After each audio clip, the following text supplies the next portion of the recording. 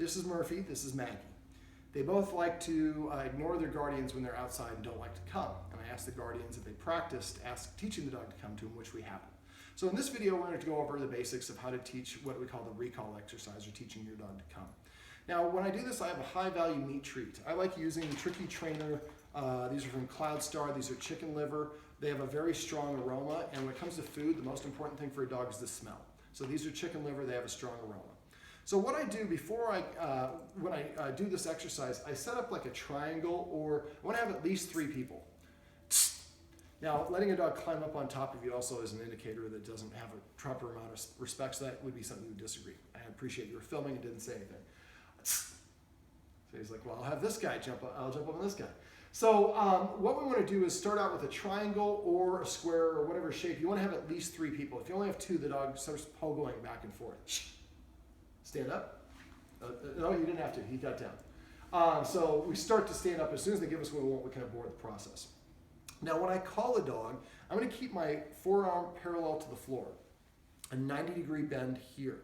I don't want to be holding it here or here, because I'm going to go up and down to entice the dog to do certain things for me. So I'm going to start out with a treat. I usually have it right here between this knuckle. Oops. So when I call the dog to come, I say the word come 1 time. Now you have 2 dogs. Eventually you can say Murphy come or Maggie come, but right now I just say come. So when the dog looks at me, it sees me like this. So it indicates, oh, he's got something for him. That's the treat position he always has his hand in when I have the treat. Now, when I call the dog to come, if I say it once and the dog doesn't come, then I would make a kissing sound, like, you see the tail going, she's a little bit happier. As soon as the dog looks at you, they'll hear the kissing sound, they'll look at you. Then I start lowering my hand. The lower you go, the more it's for the dog. When the dog gets the position you want, you raise it to put him in a sit, come. Now, even though they're sitting, I'm saying the word come because that's a more difficult command. So before you ask the dog, now I'm showing you sideways, but you would hold the treat out towards the dog. So I say come once. If they don't come, then I make a kissing sound. And the second they look at me, I start going down and go all the way to the floor if you have to. That's to get them to come to you. And when I get in the position you want, then you raise it up. Now when I raise it up, I kind of go in an arc over their head. I don't just go up and I don't go back. I go kind of at a C or a crescent shape. And as soon as they sit down, I lower it, let them lick it off my hand, and then I also simultaneously tickle under their chin like this.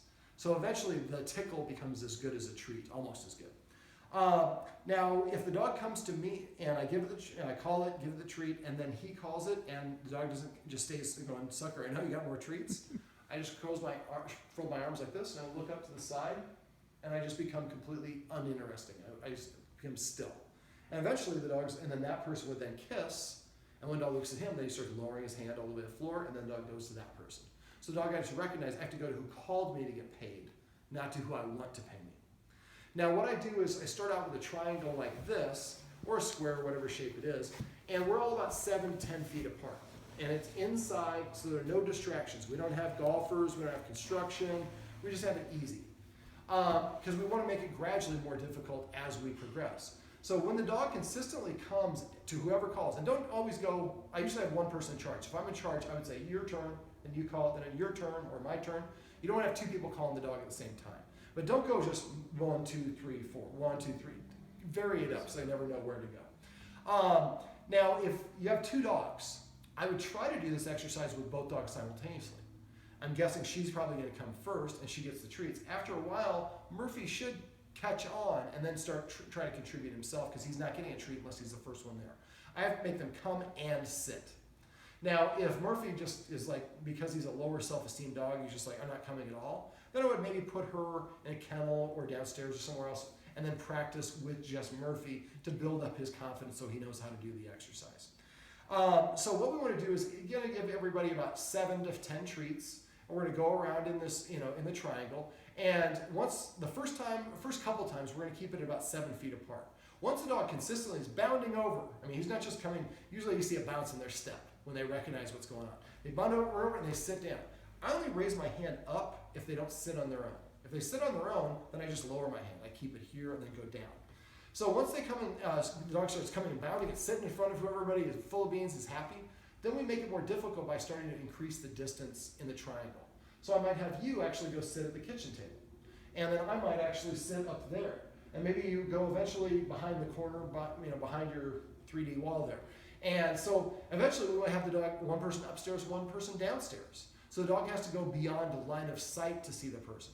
So you want to keep on practicing this. Again, each person has about 7 to 10 treats with at least 3 or more people. Now, if it's just the 2 of you that you're at home and you don't have anybody else, and you get up and go to get a glass of water, open it, maybe you should make it a jar that I can't hear, or just pull out a treat and say here, or come, or whatever your word is. They're hanging out here, they run over there. We're not doing it boom, boom, boom, we're just doing it one time, but it's still, they're gonna help them learn to come. And also the passive training that I mentioned off camera. Every time your dog comes to you, if the word is come, when it comes to you, even if you didn't call it, pet it and say come, or here, or whatever your word is. So we want the dog to understand, every time I come to the human, when I hear the word here, I get hooked up. Okay, so now once you get to the point where the dogs can come to you inside the house consistently, then the next step is do it outside. But as you guys have found, inside they listen fairly good, outside they don't listen at all. Well, there's a lot of distractions. Now you guys have a baby gate on your top step of your deck. What I would do is I would practice it next just on your deck with the baby gate closed. There's still all the distractions, the sights and sounds. You have Highway 370 here and the golfers and the whole 9 yards, but it's not very intense because I can't go get to them. And now, if there's a lot of squirrels out, that's not a good time to practice this the first time. You would come in, so we would get frustrated, we're gonna do this anyways. No, pull the plug, wait for the squirrels to go out, and get a cat and let the cat go out there and the cat takes the squirrels. Then you practice with, we wanna have distractions, but not so many distractions to put the dog in a position to fail. So once you can do the point where you're when you go out to the outside, you shrink the triangle back to the 7 feet apart. Once the dog consistently comes to you there, then maybe we open the stairs and we put the baby gate at the bottom of the stairs. And we practice having them go up from the top of the stairs to the bottom of the stairs.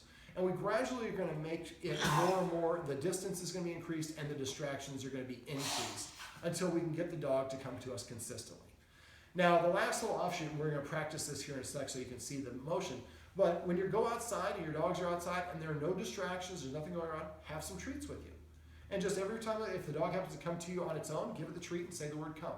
And pet it a little bit and then let it go and play. Or if it's coming kind of walking in your direction, maybe it's gonna walk over there, but it's kind of walking towards me, I go here, or treat, and then lower it, and he comes over and grabs it on his way to going over there. And you give it to him, say come, and then he gets to go. So now come means just come and get rewarded, not the end of playtime, which is what's going on now. All right, so now what we're gonna do is I'm gonna have my helper here who's gonna start. So you're just gonna hold out one hand, the hand that's closest to the dog, and keep your fingers together. And then just go ahead and say C-O-M-E. Come. Lower it, keep going, raise it. And give it, lower it, let her scoop it off and scratch on her chin and say come. Come. Come.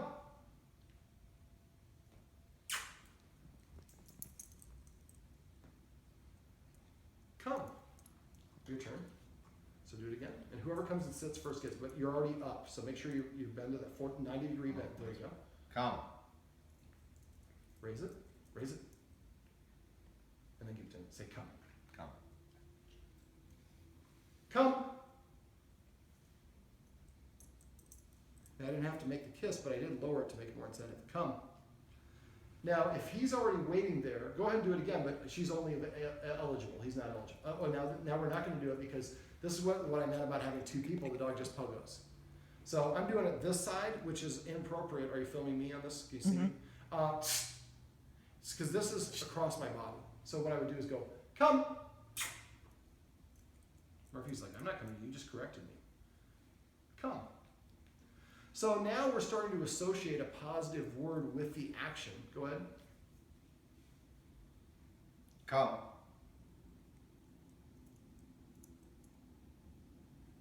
Now that time you didn't have to raise it up. You want to say come the second you touch his lips because she was coming over there. But if you notice, she was kind of nonchalant.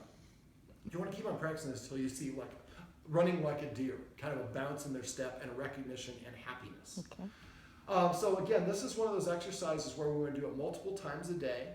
And when you're doing training, 1 to 2 minutes is ideal. 3 minutes is the maximum you should train unless you're training your dog to go beyond 3 minutes, like to stay for 5 minutes or something like that. Dogs' neurons get fatigued and they get tired of firing. And so if we push past what they're able to do, sometimes they'll just stop performing.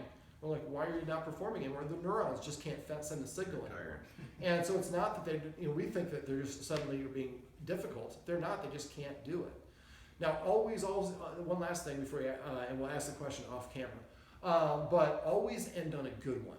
We always want the dogs to remember a fond recollection of the activity.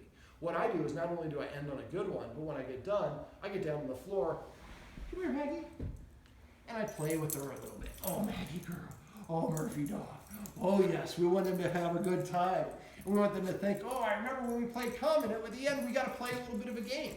And so this creates more of a positive association, and again, makes them more inclined to want to do it in the future. Just don't let them climb up on top of you. Now, when you're playing, if you are wrestling around in this sort of capacity, it's not too bad to be climbing on top, because I kind of got down to their level to engage them.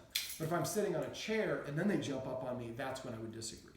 Right, Murphy? Can you do me a favor and sit, buddy? Sit. That's a great way to end the video. Yes.